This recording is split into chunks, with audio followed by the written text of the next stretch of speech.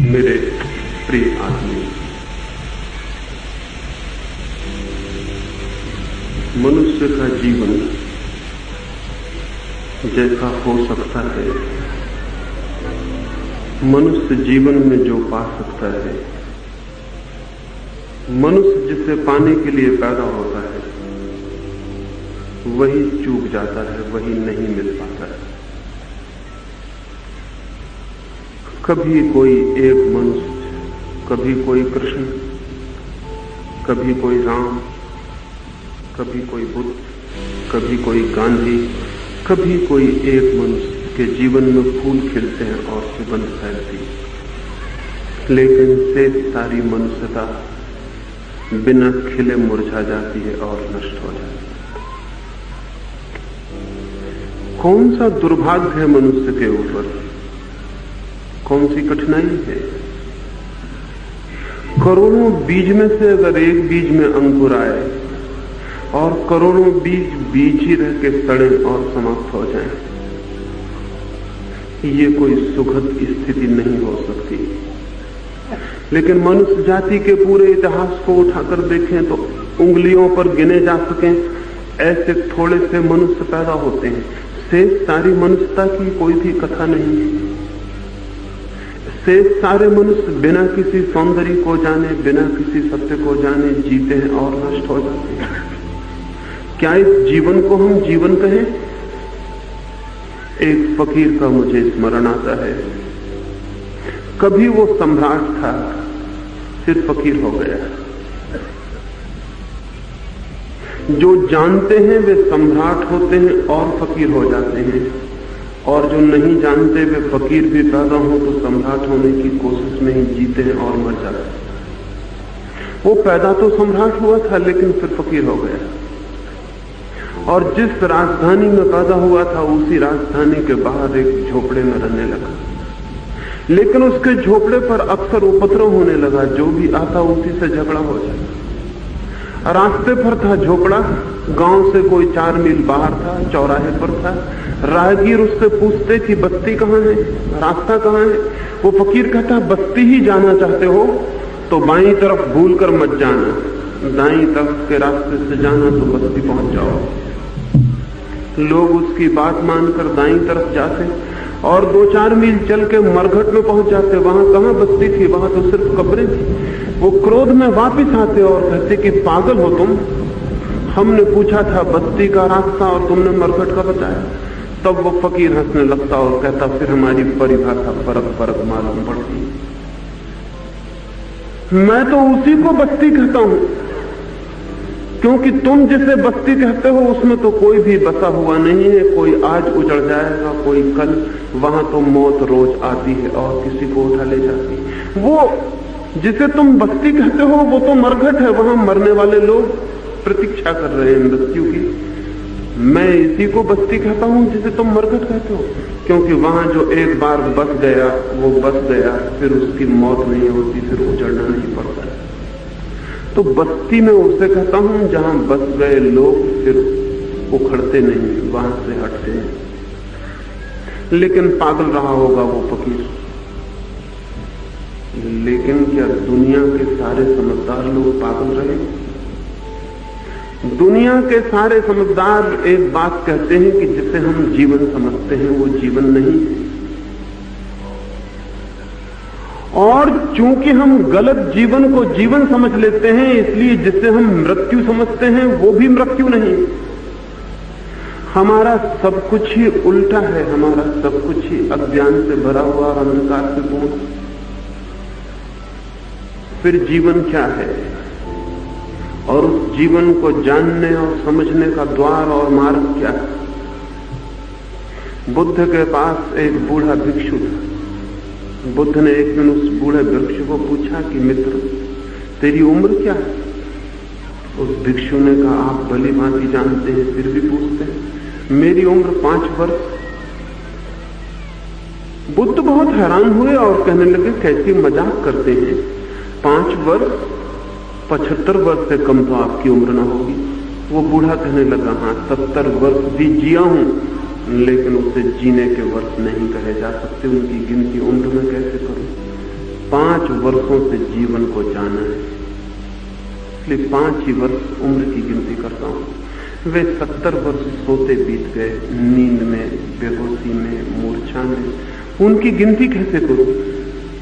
नहीं जानता था जीवन को तो फिर उनको भी गिनती कर लेता था। जब से जीवन को जाना तब से उनकी गिनती करनी बहुत मुश्किल हो गई। बुद्ध ने अपने भिक्षुओं को कहा, भिक्षु आज से तुम भी अपनी गिनती जीवन की इसी भांति करना। यही मैं आपसे भी इन दिनों में कहना चाहता हूं कि जिसे हम अब तक जीवन जान रहे हैं वो जीवन नहीं, एक निद्रा, एक मूर्छा, एक दुख की लंबी कथा, एक अर्थहीन खालीपन, एक मीनिंगलेस एम्प्टीनेस, जहां कुछ भी नहीं है हमारे हाथों में, जहां न हमने कुछ जाना है और न कुछ जिया है। लेकिन फिर जीवन कहां है जिसकी हम बात करें? उस जीवन को पाने के सूत्र क्या हैं? एक सूत्र पर सुबह मैंने बात की है, दूसरे सूत्र पर अभी बात करूंगा। दूसरे सूत्र को समझने के लिए एक बात समझ लेनी जरूरी है। मनुष्य का जीवन भीतर से बाहर की तरफ आता है, बाहर से भीतर की तरफ नहीं। जीवन भीतर से बाहर की तरफ आता है। एक बीज से अंकुर निकलता है, वो भीतर से आता है, फिर वृक्ष बड़ा होता है, फिर पत्ते और फूल और फल आते हैं। उस छोटे से बीज से एक बड़ा वृक्ष निकलता है जिसके नीचे हजारों लोग विश्राम कर सके, छाया ले सके। एक छोटे से बीज से बहुत बड़ा वृक्ष निकलता है जिसको तौलने बैठे तो कल्पना के बाहर है। इतने छोटे बीज में इतना बड़ा वृक्ष कैसे छिपा हो सकता है? लेकिन वृक्ष बाहर से नहीं आता है, ये अंधा भी कह सकेगा। वृक्ष भीतर से आता है, उस छोटे से बीज से ही आता है।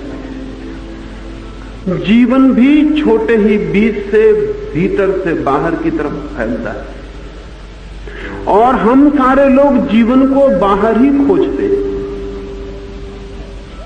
जीवन आता है भीतर से, फैलता है बाहर की तरफ। बाहर जीवन का विस्तार है, जीवन का केंद्र नहीं। जीवन की मूल ऊर्जा, जीवन का सोर्स, जीवन का स्रोत भीतर है, जीवन की शाखाएं बाहर। और हम सब जीवन को खोजते हैं बाहर, इसलिए जीवन से वंचित रह जाते हैं, जीवन को नहीं जान पाते।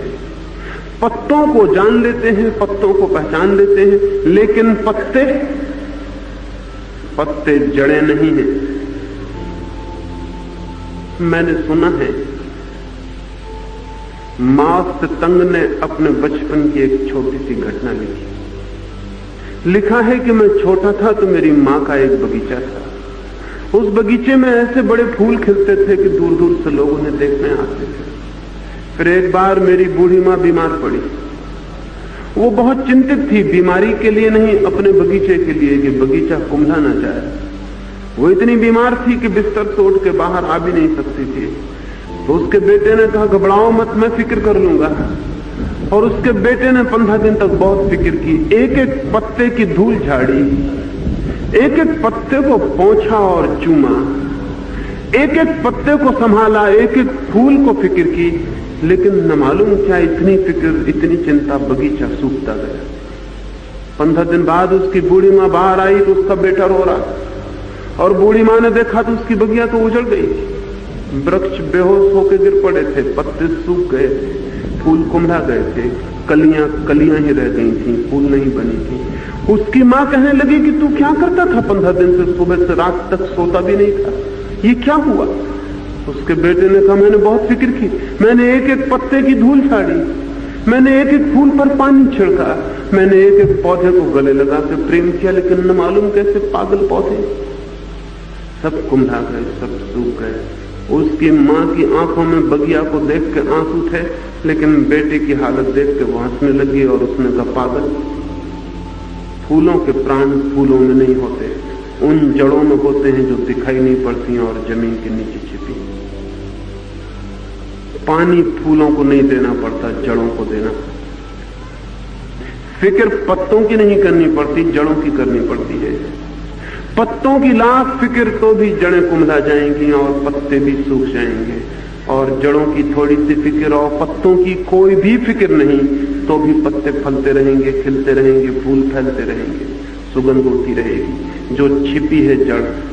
लेकिन उसके बेटे ने पूछा जड़ें कहां हैं? वो दिखाई तो नहीं पड़ती। और अधिक आदमी भी यही पूछते हैं जीवन कहां है? वो दिखाई नहीं पड़ता, बहुत छिपा है अपने ही भीतर, अपनी ही जड़ों में। बाहर जहां दिखाई पड़ता है सब कुछ, वहां पत्ते हैं, शाखाएं हैं। अदृश्य भीतर जहां दिखाई नहीं पड़ता और घोर अंधकार है, वहां जड़ें हैं जीवन की। दूसरा सूत्र समझ लेना जरूरी है, और वो ये कि जीवन बाहर नहीं है, भीतर है। विस्तार बाहर है, प्राण भीतर है, फूल बाहर खिलते हैं, जड़ें भीतर है। और जड़ों के संबंध में हम सब भूल गए।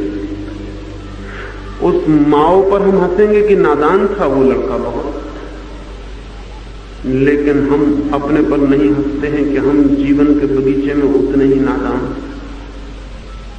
और अगर आदमी के चेहरे से मुस्कुराहट चली गई है, और आदमी की आंखों से शांति खो गई है, और आदमी के हृदय में फूल नहीं लगते, और आदमी की जिंदगी में संगीत नहीं बजता, और आदमी की जिंदगी एक बेरौनक उदासी हो गई है, तो फिर हम पूछते हैं कि हम कितना तो संभालते हैं, कितने अच्छे मकान बनाते हैं, कितने अच्छे रास्ते बनाते हैं, कितने अच्छे कपड़े पैदा करते हैं, सब कुछ कितनी अच्छी शिक्षा देते हैं, कितने विद्यालय निर्मित करते हैं, कितना विज्ञान विस्तार करता है।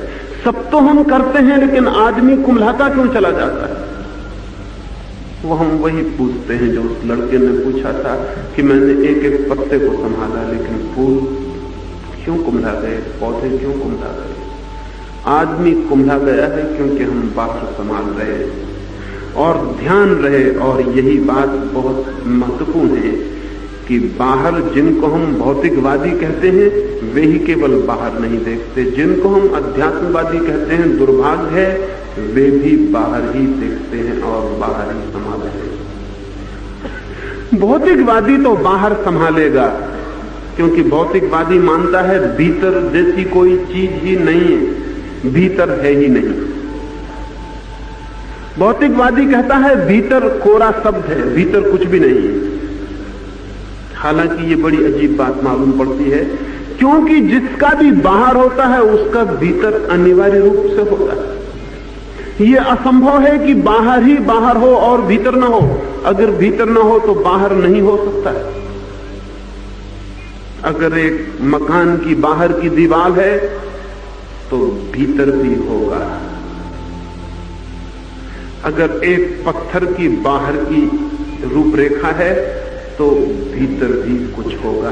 बाहर की जो रूपरेखा है वो भीतर को ही घेरने वाली रूपरेखा होती है।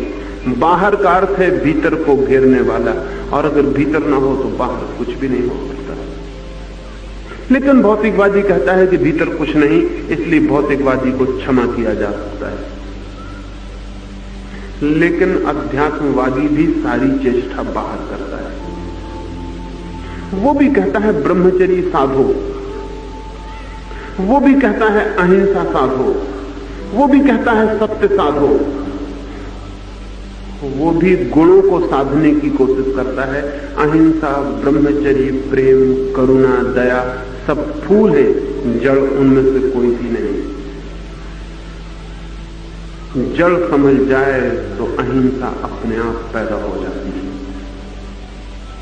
और अगर जड़ न समझे तो न समझे तो अहिंसा को जिंदगी भर संभालो, अहिंसा पैदा नहीं होती, बल्कि अहिंसा के पीछे निरंतर हिंसा खड़ी रहती है।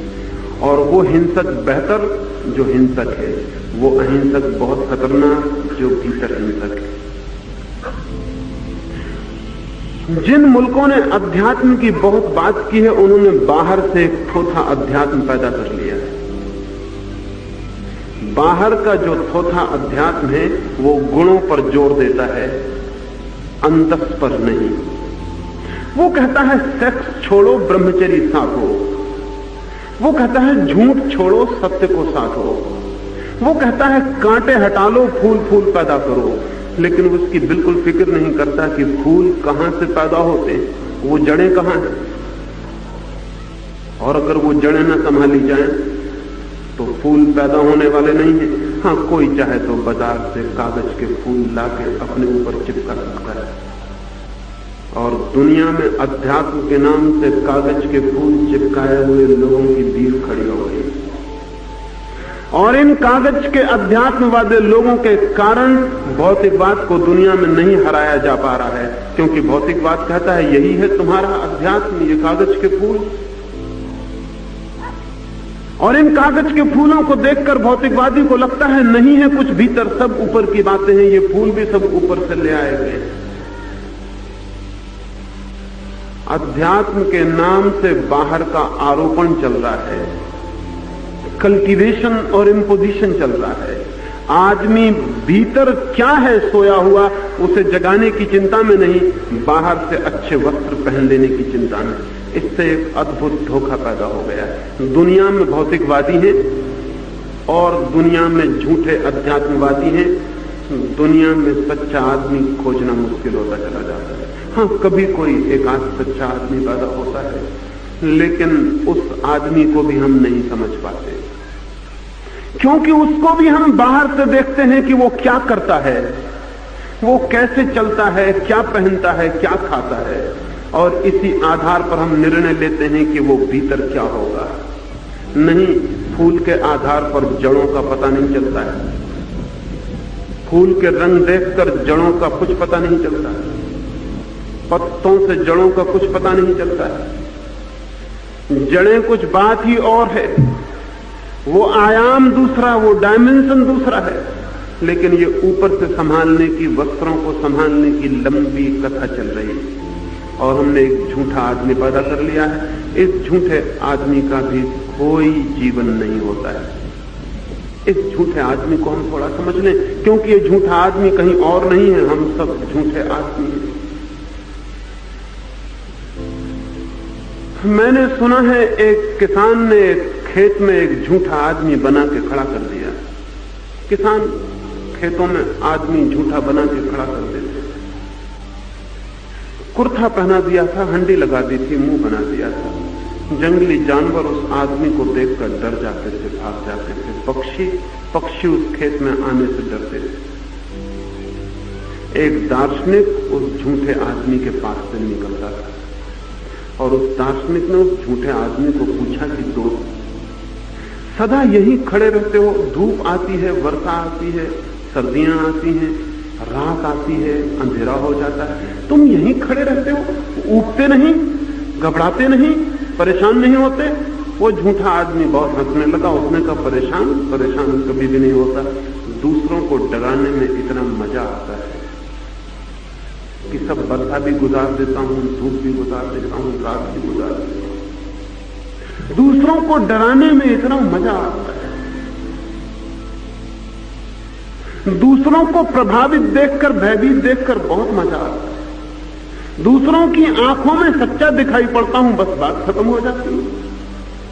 पक्षी डरते हैं कि मैं सच्चा आदमी हूं, जंगली जानवर भय खाते हैं कि मैं सच्चा आदमी हूं, उनकी आंखों में देखकर कि मैं सच्चा हूं बहुत आनंद आता है। उस दार्शनिक ने कहा कि बड़ी आश्चर्य की बात है, लेकिन तुम जो कहते हो वही हालत मेरी भी है। मैं भी दूसरों की आंखों में देखता हूं कि मैं क्या हूं, और उसी से आनंद लेता चला जाता हूं। वो झूठा आदमी हंसने लगा और उसने कहा कि तब फिर मैं समझ गया, तुम भी एक झूठे आदमी हो। पता नहीं ये बात कहीं हुई या नहीं हुई, लेकिन झूठे आदमी की एक पहचान है, वो हमेशा दूसरों की आंखों में देखता है कि कैसा दिखाई पड़ता है।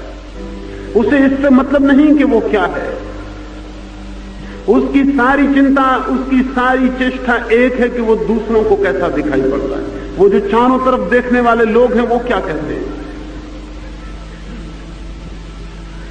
ये जो बाहर का थोथा अध्यात्म है, ये लोगों की चिंता से पैदा हुआ है, लोग क्या कहते हैं। और जो आदमी ये सोचता है कि लोग क्या कहते हैं, वे क्या कहते हैं, वो आदमी कभी भी जीवन के अनुभव को उपलब्ध नहीं हो सकता। जो आदमी ये फिक्र करता है कि भीड़ क्या कहती है, और जो भीड़ के हिसाब से अपने व्यक्तित्व को निर्मित करता है, वो आदमी भीतर जो सोए हुए प्राण है उसको कभी नहीं जगा पाएगा। वो बाहर से ही वस्त्र ओढ़ लेगा और लोगों की आंखों में भला दिखाई पड़ने लगेगा और बात समाप्त हो जाएगी। हम वैसे दिखाई पड़ रहे हैं जैसे हम नहीं हैं।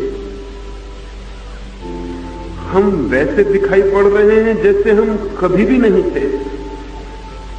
हम वैसे दिखाई पड़ रहे हैं जैसा दिखाई पड़ना सुखद मालूम पड़ता है, लेकिन वैसे हम नहीं। मैंने सुना है लंदन के फोटोग्राफर ने अपनी दुकान के सामने एक बड़ी तख्ती लगाई और उस तख्ती पर लिख रखा था कि 3 तरह के फोटो हम यहां उतारते हैं। पहले तरह के फोटो के दाम सिर्फ 5 रुपया है। वो फोटो ऐसा होगा जैसे आप हैं। दूसरा फोटो दाम 10 रुपया है। वो ऐसा होगा जैसे आप दिखाई पड़ते हैं। तीसरे के दाम 15 रुपया है। वो ऐसा होगा जैसे आप दिखाई पड़ना चाहते हैं। एक गांव का आदमी आया था फोटो निकलवाने। वो बड़ी मुश्किल में पड़ गया। वो पूछने लगा 3-3 तरह के फोटो एक आदमी के कैसे हो सकते हैं? फोटो तो एक ही तरह का होगा। एक ही आदमी के 3 तरह के फोटो कैसे हो? और वो ग्रामीण पूछने लगा कि जब 5 रुपए में फोटो उतर सकता है तो 15 रुपए में कौन उतरवाता होगा? वो फोटोग्राफर बोला कि ना समझ नादान, तू पहला आदमी आया जो पहली तरह का फोटो उतरवाने का विचार कर रहा है। अब तक पहली तरह का फोटो उतरवाने वाला कोई आदमी नहीं आया। कोई दूसरे तरह का उतरवाता है, पैसे की कमी होती है तो, और नहीं तो तीसरे तरह के ही लोग उतरवाते हैं। पहले तरह का तो कोई उतरवाता ही नहीं। कोई आदमी नहीं चाहता कि दिखाई पड़े वैसा जैसा वो है। दूसरों को भी दिखाई ना पड़े और खुद को भी दिखाई ना पड़े जैसा वो है, तो फिर भीतर यात्रा नहीं हो सकती। क्योंकि भीतर तो सत्य की सीढ़ियां चढ़ के ही यात्रा होती है, असत्य की सीढ़ियां चढ़ के नहीं। और ध्यान रहे, अगर बाहर यात्रा करनी हो तो असत्य की सीढ़ियां चढ़े बिना बाहर कोई यात्रा नहीं हो। अगर दिल्ली पहुंचना हो तो असत्य की सीढ़ियां चढ़े बिना कोई यात्रा नहीं हो। और भीतर जाना हो तो सत्य की सीढ़ियां चढ़े बिना कोई यात्रा नहीं हो। अगर बहुत धन के अंबार लगाने हो तो असत्य की यात्रा के सिवाय कोई रास्ता नहीं। अगर बहुत यश पाना हो, प्रतिष्ठा पानी हो, नेतृत्व पाना हो तो असत्य के सिवाय कोई यात्रा नहीं। बाहर की सारी यात्रा की सीढ़ियां असत्य की ईंटों से निर्मित है। भीतर की यात्रा सत्य की सीढ़ियों से करनी पड़ती है। और पहला सत्य बहुत कठिन पड़ता है, इस बात को जानना कि मैं सच में क्या हूं। हम तो इसे दबाते हैं जो मैं हूं, हम तो इसे बुलाते हैं। हम शरीर को तो बहुत देखते हैं आईने के सामने रख रख के, लेकिन वो जो भीतर है उसके सामने कभी आईना नहीं रखते। और अगर कोई आईने ले आए तो हम बहुत नाराज हो जाते हैं।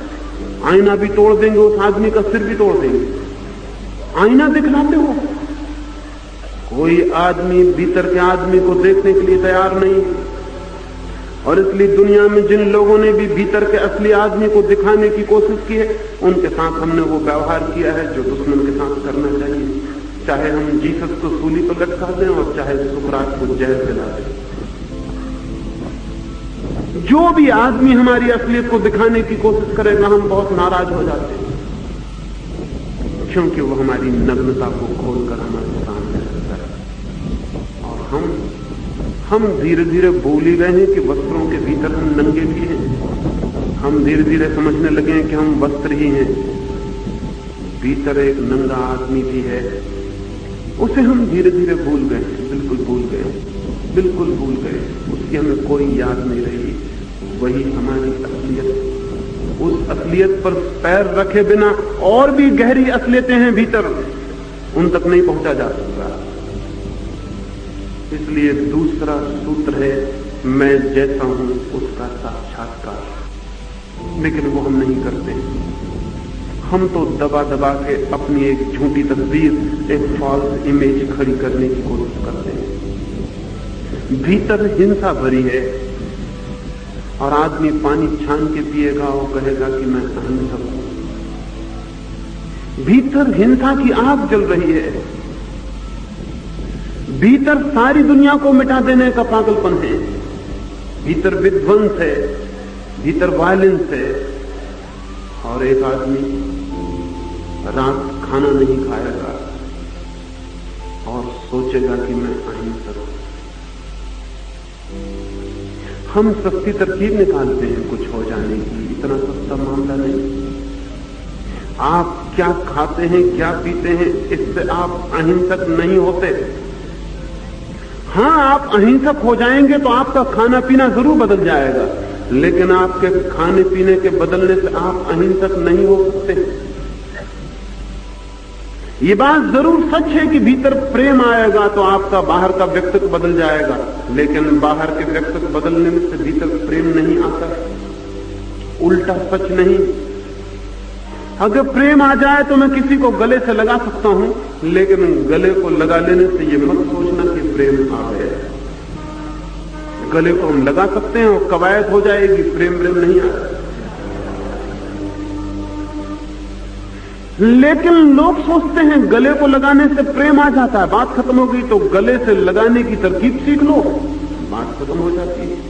तो एक आदमी गले से लगाने की तरकीब सीख लेता है और सोचता है कि प्रेम आ गया। गले लगाने से प्रेम के आने का क्या संबंध हो सकता है? कोई भी संबंध नहीं हो। श्रद्धा भीतर आ जाए, आदर भीतर आ जाए तो आदमी झुक जाता है, लेकिन झुकने से श्रद्धा नहीं होती। आप झुक गए तो श्रद्धा आ गई। आपका शरीर झुक जाएगा, आप पीछे अकड़े हुए खड़े रहोगे। देख लेना ख्याल से, जब मंदिर में जाके झुको तब देख लेना कि आप खड़े हो, सिर्फ शरीर झुक रहा है, आप खड़े ही हुए हो। आप खड़े हो के चारों तरफ देख रहे हो कि मंदिर में लोग देख रहे हैं कि नहीं कि मैं आया हूं। कोई मोहल्ले पड़ोस का देखता है कि नहीं देखता। आप खड़े होकर ये देखते रहोगे, शरीर झुकेगा। शरीर को झुकने से क्या अर्थ है?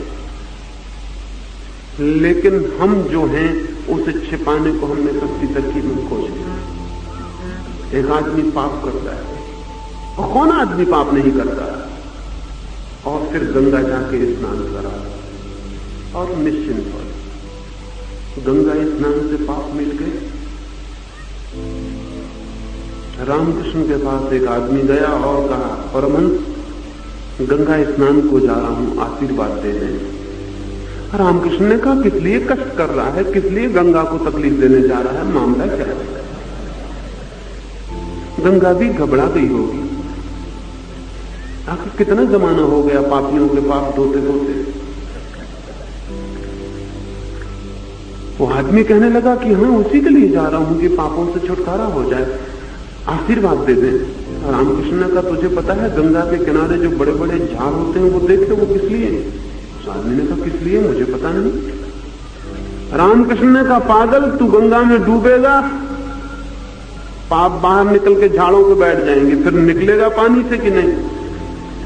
वो झाड़ों पे बैठे रास्ता देखेंगे कि बेटे निकलो, और हम तुम पे फिर सवार हो जाएं। वो झाड़ इसीलिए है गंगा के किनारे। कब तक पानी में डूबे रहोगे? निकलोगे तो बेकार मेहनत मत करो। रामकृष्ण ने कहा, तुमको भी तकलीफ होगी, गंगा को भी, पापों को भी, वृक्षों को भी। इस सस्ती तरकीब से कुछ हल नहीं। लेकिन हम सब सस्ती तरकीब खोज रहे हैं। गंगा स्नान कर ले, और गंगा स्नान जैसे ही मामले हैं हमारे सारे, एक ऊपर से एक व्यक्तित्व खड़ा करने की कोशिश करते हैं, उसे झुठलाने के लिए जो हम भीतर। टॉलस्टॉय एक दिन सुबह सुबह चर्च गया, जल्दी थी, अंधेरा था, अभी रास्ते पे कोहरा पड़ रहा था, 5 ही बजे होंगे। जल्दी गया था कि अकेले में कुछ प्रार्थना कर लूंगा। जाके देखा कि उसके पहले भी कोई आया हुआ है। अंधेरे में चर्च के द्वार पर हाथ जोड़े हुए एक आदमी खड़ा, और वह आदमी कह रहा है कि हे परमात्मा, मुझसे ज्यादा पापी कोई भी नहीं, मैंने बड़े पाप किए हैं, मैंने बड़ी बुराइयां की हैं, मैंने बड़े अपराध किए हैं, मैं बिल्कुल हत्यारा हूं, मुझे क्षमा करना। टॉलस्टॉय ने देखा कि कौन आदमी जो अपने मुंह से कहता है कि मैंने पाप किए, मैं हत्यारा हूं। कोई आदमी नहीं कहता, बल्कि हत्यारे से कहो कि हत्यारा हो तो तलवार लेके खड़ा हो जाएगा, कहेगा कौन ने कहा। हत्या करने को राजी हो जाएगा, लेकिन ये मानने को राजी नहीं होगा कि मैं हत्यारा हूं। ये कौन आदमी आ गया? टॉलस्टॉय धीरे धीरे सड़क के पास पहुंच गया, आवाज पहचानी हुई मालूम पड़ी। ये तो नगर का सबसे बड़ा धनपति था। उसकी सारी बातें टॉलस्टॉय खड़े होकर सुनता। जब वो आदमी लौटा, टॉलस्टॉय को देखकर उस आदमी ने कहा, क्या तुमने मेरी बातें सुनी? टॉलस्टॉय ने कहा, मैं धन्य हो गया तुम्हारी बातें सुनकर। तुम इतने पवित्र आदमी हो कि अपनी सब पाप को तुमने इस तरह खोल कर रख दिया। उसने कहा, ध्यान रहे, ये बात किसी से कहना मत। ये मेरे और परमात्मा के बीच की मुझे पता भी नहीं था कि तुम यहां खड़े हुए। अगर बाजार में ये बात पहुंची तो मानहानि का मुकदमा चलाऊंगा। टॉलस्टॉय ने कहा, अरे अभी तो तुम कहते थे। मैं कहा, वो सब दूसरी बात, वो तुमसे मैंने नहीं कहा और दुनिया से कहने के लिए नहीं, वो अपने और परमात्मा के बीच की बात। क्योंकि परमात्मा कहीं भी नहीं है, इसलिए उसके सामने हम नंगे खड़े हो सकते। लेकिन जो आदमी जगत के सामने सच्चा होने को राजी नहीं, उसके सामने परमात्मा कभी सच्चा नहीं हो सकता। हम अपने ही सामने सच्चे होने को राजी नहीं हैं। लेकिन ये डर क्या है इतना?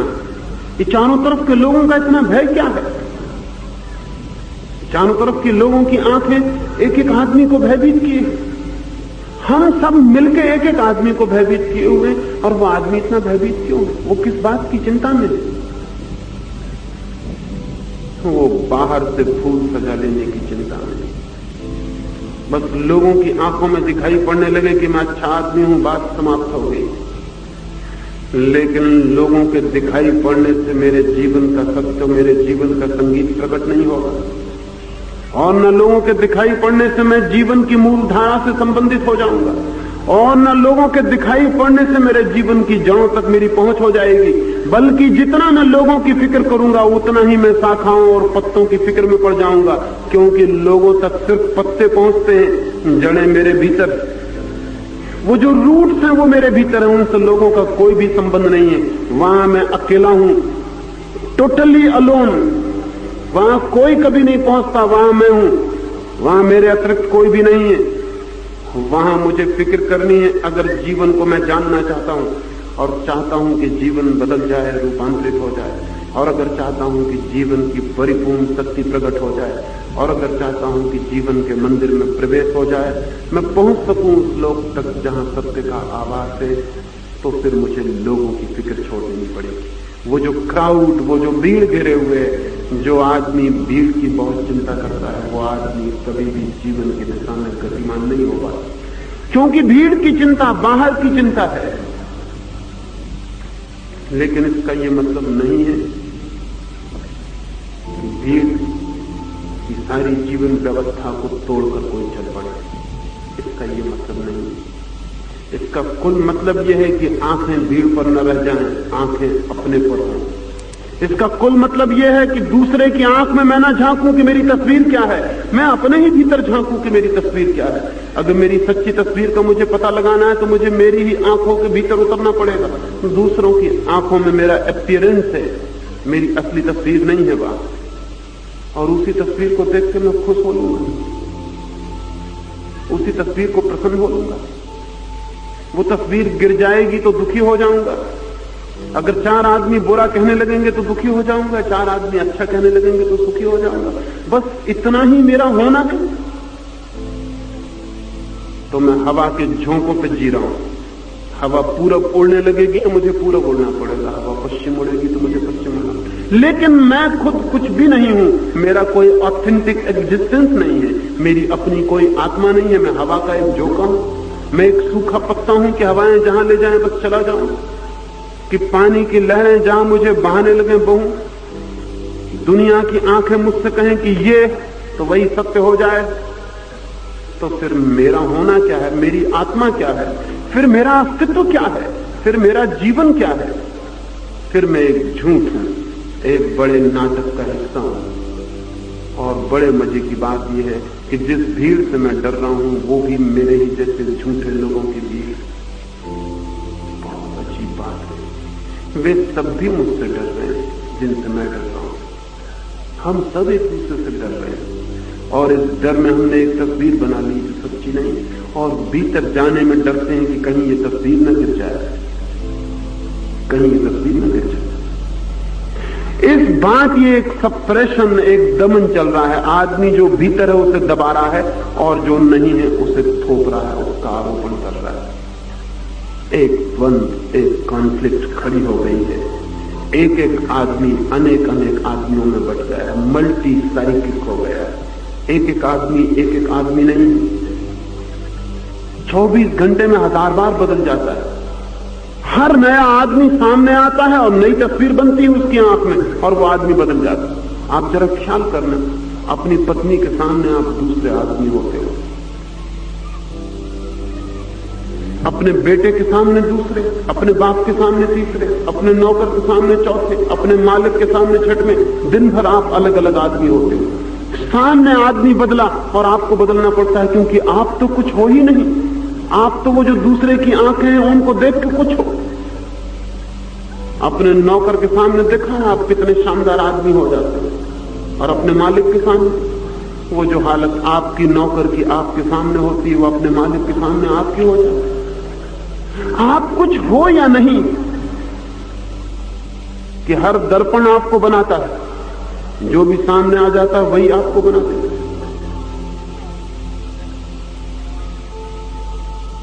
बहुत अजीब सा हम हैं ही नहीं शायद। हम एक अभिनय है, एक एक्टिंग। सुबह से सांझ तक अभिनय चल रहा है। सुबह कुछ है, दोपहर कुछ है, सांझ कुछ है। जरा पैसे खीसे में पैसे हो तब आप वही आदमी रह जाते हैं, बिल्कुल दूसरे आदमी हो जाते हैं। जब पैसे नहीं होते खीसे में तब बिल्कुल दूसरे आदमी हो जाते। जान ही निकल जाती है भीतर, आदमी और हो गए। जरा पद पर देखें किसी को, किसी मिनिस्टर को देखें और फिर वो मिनिस्टर न रह जाए तब उसको देखें, जैसे कि कपड़े की क्रीज निकल गई हो, सब खत्म, आदमी गया, आदमी था ही नहीं। मैंने सुना है जापान में एक फकीर, एक गांव में एक सुंदर युवा था। वो फकीर सारा गांव से श्रद्धा करता और आदर देता, लेकिन एक दिन सारी बात बदल गई। गांव में अफवाह उड़ी कि उस फकीर से किसी स्त्री को बच्चा रह गया। वो बच्चा पैदा हुआ है। उस स्त्री ने अपने बाप को कह दिया कि उस फकीर का बच्चा है, ये फकीर उसका बाप। सारा गांव टूट पड़ा उस फकीर पर, जाकर उसकी झोंपड़े में आग लगा दी। सुबह सर्दी के दिन से वो बाहर बैठा था। उसने पूछा कि मित्रों ये क्या कर रहे हो, क्या बात है? तो जाके उन्होंने उस बच्चे को उसके ऊपर पटक दिया और कहा हमसे पूछते हो क्या बात, ये बेटा तुम्हारा है। उस फकीर ने कहा इज इट सो, ऐसी बात है? अब जब तुम कहते हो तो ठीक ही कहते हो, क्योंकि भीड़ तो कुछ गलत कहती ही नहीं, भीड़ तो हमेशा सच ही कहती। अब जब तुम कहते हो तो ठीक ही कहते हो। वो बेटा रोने लगा तो वो उसे समझाने लगा। गांव भर के लोग गालियां देकर वापस लौट आए उस बच्चे को उसी के पास छोड़कर। फिर दोपहर को जब वो भीख मांगने निकला तो उस बच्चे को लेकर भीख मांगने निकला गांव। कौन उसे भीख देगा? आप भीख देते? कोई उसे भीख नहीं देगा। जिस दरवाजे पर गया दरवाजे बंद हो गए। उस रोते हुए छोटे बच्चे को लेकर उस फकीर का उस गांव से गुजरना बड़ी अजीब सी हालत रही होगी। बच्चों की, लोगों की भीड़ उसके पीछे गालियां देती हुई। फिर वो उस दरवाजे के सामने पहुंचा जिसकी बेटी का ये लड़का है, और उसने उस दरवाजे के सामने आवाज लगाई कि कसूर मेरा होगा इसका बाप होने में, लेकिन इसका मेरे बेटे होने में तो कोई कसूर नहीं हो सकता। बाप होने में मेरी गलती होगी लेकिन इसकी तो कोई गलती नहीं हो सकती। कम से कम इसे तो दूध मिल जाए। वो लड़की द्वार पर खड़ी थी उसके प्राण कब गए। फकीर को भीड़ में घिरा हुआ पत्थर खाते हुए देखकर वो उस बच्चे को बचा रहा है, उसके माथे से खून बह रहा है। सच्ची बात छिपाना मुश्किल हो गई। उसने अपने बाप के पैर पकड़ के कहा कि क्षमा करें, इस फकीर को तो मैं पहचानती भी नहीं, सिर्फ इसके असली बाप को बचाने के लिए मैंने इस फकीर का झूठा नाम ले लिया है। वो बाप आके फकीर के पैरों पर गिर पड़ा और बच्चे को छीनने लगा और कहा क्षमा कर दो। फकीर ने पूछा लेकिन बात क्या है, बेटे को छीनते क्यों? उसके बाप ने कहा, लड़की के बाप ने, क्या आप कैसे ना समझें, आपने सुबह ही क्यों ना बताया कि ये बेटा आपका नहीं है। आप छोड़ दें, ये बेटा आपका नहीं है, हम तो भूल हो गए। वो फकीर कहने लगा इज इट सो, बेटा मेरा नहीं है? तो तुम ही तो सुबह कहते थे कि तुम्हारा है। और भीड़ तो कभी झूठ बोलती नहीं। अब तुम जब बोलते हो कि नहीं है मेरा, तो नहीं होगा। लेकिन लोग कहने लगे कि तुम कैसे पागल हो, तुमने सुबह कहा क्यों नहीं कि बेटा तुम्हारा नहीं? तुमने इतनी निंदा और अपमान झेलने को राजी क्यों हुए? वो फकीर कहने लगा मैंने तुम्हारी कभी चिंता नहीं की कि तुम क्या सोचते हो। तुम आदर देते हो कि अनादर, तुम श्रद्धा देते हो कि निंदा। मैंने तुम्हारी आंखों की तरफ देखना बंद कर दिया है, क्योंकि मैं अपनी तरफ देखूं कि तुम्हारी आंखों की तरफ देखूं। और जब तक मैंने तुम्हारी तरफ देखा तब तक अपने को देखना मुश्किल था, क्योंकि तुम्हारी आंख तो प्रतिपल बदल रही है और हर आदमी की आंख अलग है। ये हजार हजार दर्पण है, मैं किस किस में झांकूं? मैंने अपने में ही झांकना शुरू कर दिया। अब मुझे फिक्र नहीं कि तुम क्या कहते हो। अगर तुम कहते हो बेटा मेरा, तो सही मेरा ही होगा, किसी का तो होगा, मेरा ही सही। अब तुम कहते हो नहीं, तुम्हारी मर्जी, नहीं होगा मेरा। लेकिन मैंने तुम्हारी आंखों में देखना बंद कर दिया। और वो फकीर कहने लगा मैं तुमसे भी कहता हूं कि कब वो दिन आएगा कि तुम दूसरों की आंखों में देखना बंद करोगे और अपनी तरफ देखना शुरू करोगे। फिर दूसरा सूत्र आपसे कहना चाहता हूं जीवन क्रांति का, मत देखें दूसरों की आंखों में कि आप क्या हैं। वहां जो भी तस्वीर बन रही है वो आपके वस्त्रों की तस्वीर है, वो आपकी दिखावट है, वो आपका नाटक है, वो आपकी एक्टिंग है, वो आप नहीं है। क्योंकि आप तो अभी प्रकट ही नहीं हो सके जो आप हैं, उसकी तस्वीर कैसे बनेगी? आपने जो दिखाना चाहा है वो दिख रहा है, लेकिन आप चाहें उस द्वार से ही जीवन की यात्रा होगी। भीड़ से बचना धार्मिक आदमी का पहला कर्तव्य। लेकिन भीड़ से बचने का मतलब नहीं कि जंगल भाग जाना। भीड़ से बचने का मतलब क्या है? समाज से मुक्त होना धार्मिक आदमी का पहला लक्षण है। लेकिन समाज से मुक्त होने का क्या मतलब है? समाज से मुक्त होने का मतलब नहीं है कि एक आदमी भाग जाए जंगल में। वो समाज से मुक्त होना नहीं है। वो समाज की ही धारणा है सन्यासी की कि जो आदमी गांव छोड़कर भाग जाता है समाज उसको आदर देता है। वो समाज से भागना नहीं है, वो समाज की ही धारणा का, समाज के ही दर्पण में अपना चेहरा देखना है। गेरुआ वस्त्र पहन कर खड़े हो जाना सन्यासी हो जाना नहीं है, वो समाज की आंखों में दर्पण बनाना है। वो दर्पण में अपना प्रतिबिंब देखना है। वो गेरुआ वस्त्र उनकी आंखों में दिखाई पड़ने लगता है जो आदर देते हैं। अगर गेरुआ वस्त्र को आप आदर देना बंद कर दें, फिर मैं गेरुआ वस्त्र नहीं पहनूंगा। वो मैं आपकी आंखों में देखता हूं कि क्या आदर लाता है।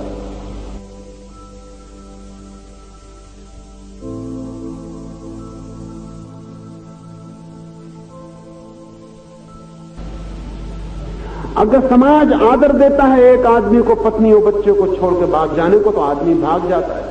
यहां भी वो समाज की आंखों में देख रहा है। नहीं, ये समाज को छोड़ना नहीं है। समाज को छोड़ने का अर्थ है समाज की आंखों में अपने प्रतिबिंब को देखना बंद कर दें। अगर जिंदगी में कोई भी क्रांति चाहिए तो लोगों की भीड़ की आंखों को दर्पण न समझें।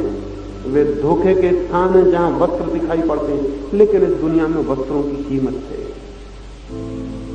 और अगर बाहर की यात्रा करनी है तो फिर मेरी बात कभी मत मानना, नहीं तो बाहर की यात्रा बहुत मुश्किल हो जाएगी। इस दुनिया में वस्त्रों की कीमत है, आत्माओं की कोई कीमत नहीं। मैंने सुना है कभी गालिब को एक दफा बहादुर शाह ने निमंत्रण दिया। सम्राट ने बुलाया था कि आओ भोजन को। गालिब था गरीब आदमी। अब तक ऐसी दुनिया नहीं बन सकी कि कवि के पास भी खाने पीने को पैसा हो सके। ये नहीं हो सका।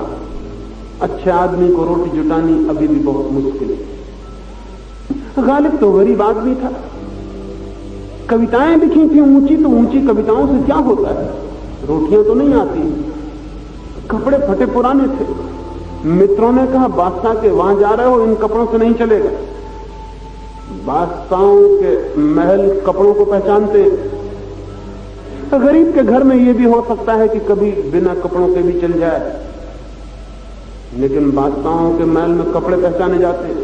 मित्रों ने कहा कि हम उधार कपड़े ला देते, तुम पहन के चले जाओ, जरा आदमी तो मालूम पड़ोगे।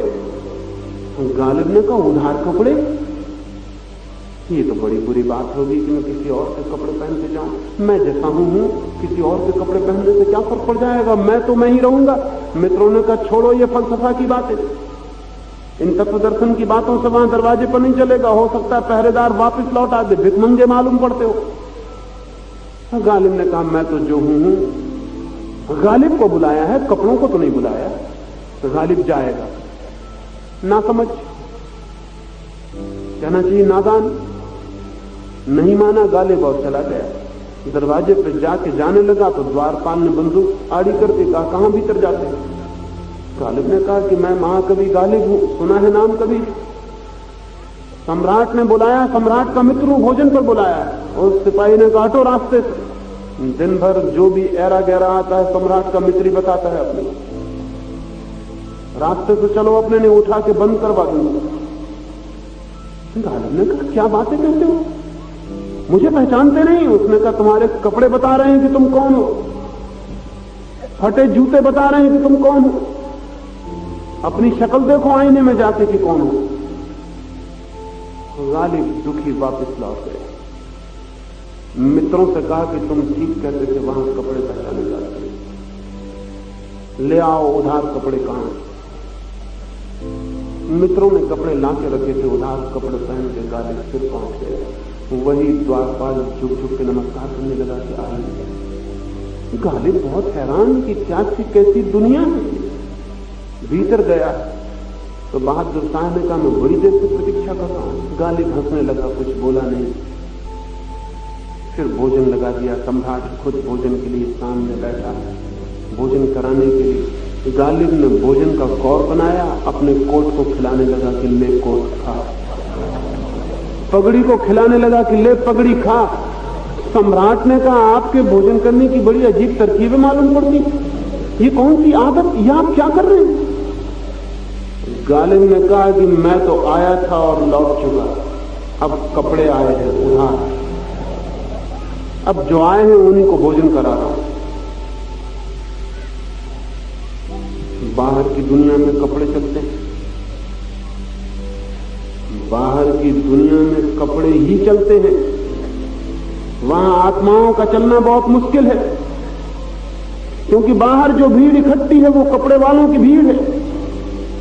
वहां आत्मा को चला के चलाने की बात तपस्या हो जाती, लेकिन वहां जीवन नहीं मिलता।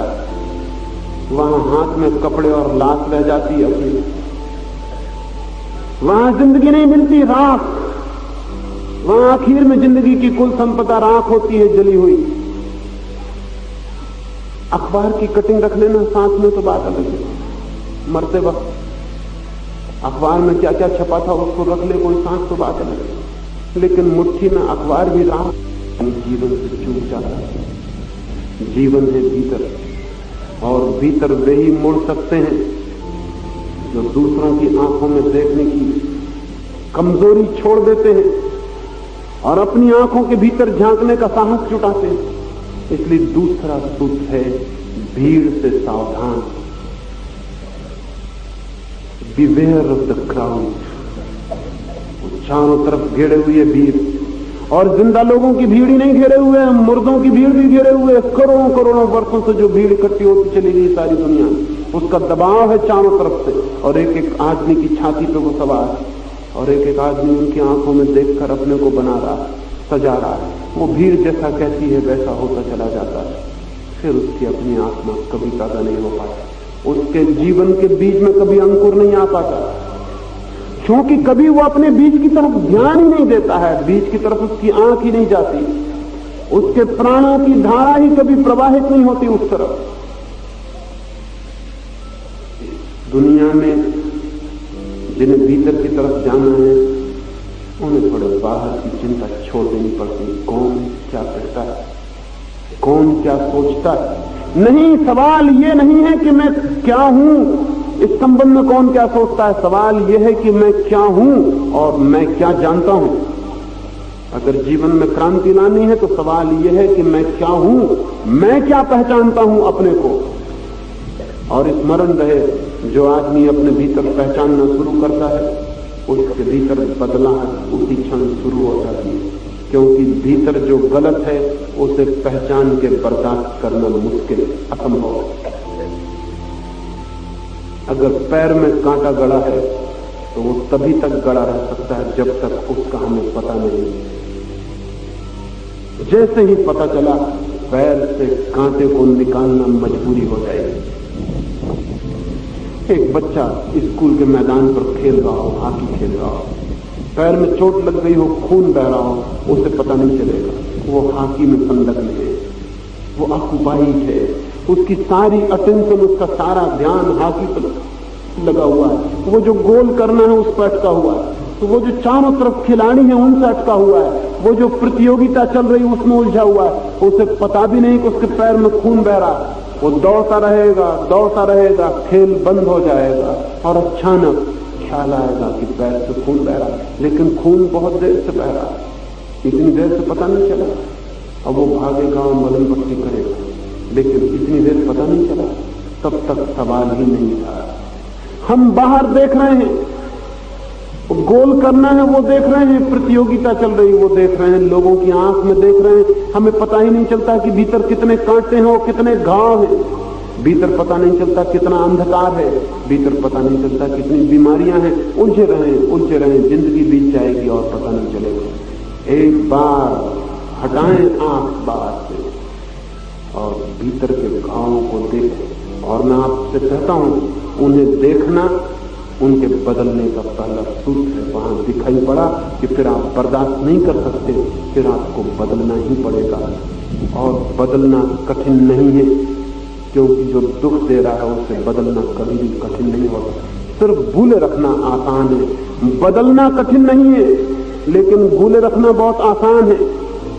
और जब तक भूला रहे तब तक जीवन में कोई क्रांति नहीं होगी। जीवन की क्रांति का दूसरा सूत्र है, नहीं दूसरों की आंखों में नहीं, अपनी आंख में, अपने भीतर, अपनी तरफ मैं क्या हूं, यही सवाल है। यही असली समस्या है व्यक्ति के सामने कि मैं क्या हूं। जैसा भी हूं उसको ही देखना है और साक्षात करना है।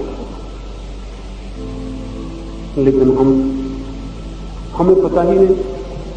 कोई हमसे पूछेगा आप कौन है, हम कहेंगे फला आदमी का बेटा हूं, फला मोहल्ले में रहता हूं, फला गांव में रहता हूं। यही परिचय है हमारा।